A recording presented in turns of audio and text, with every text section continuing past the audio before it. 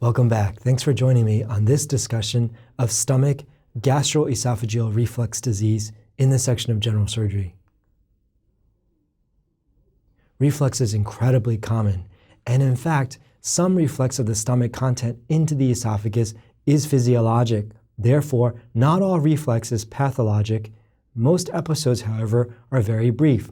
You probably have had a few episodes of reflux yourself after a hard exam or right before one, if one is nervous.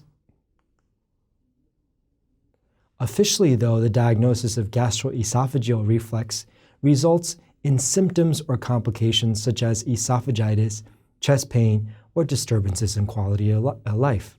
So, what does that mean? Patients go beyond the intermittent brief episodes of self-contained reflux.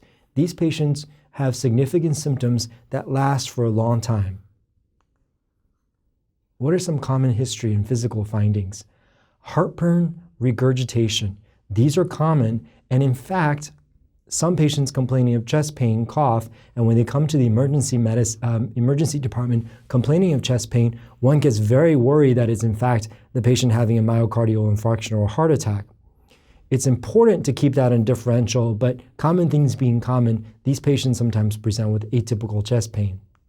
Patients can also describe dysphagia or difficulty swallowing after prolonged esophagitis or inflammation of the esophagus, as well as water brash. Water brash leads to hypersalivation due to the particularly recumbent reflux of gastric contents into the proximal esophagus.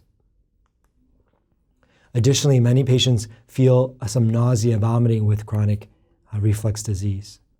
On laboratories, generally are not very helpful. Your chemistries and your CBCs can be completely normal.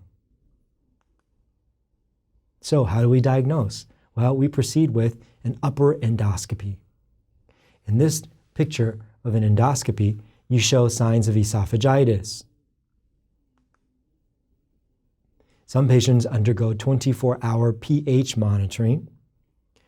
The gastroesophageal reflux disease is diagnosed when there's persistent disease despite initial treatment, and the pH monitoring records a percentage of time where the pH drops below 4 in the esophagus. Recall that intermittent brief episodes of reflux may be physiologic. Therefore, the overall percentage of time where the pH drops below 4 in the esophagus as evidence or indirect evidence of exposure to gastric content, which as you know is very acidic,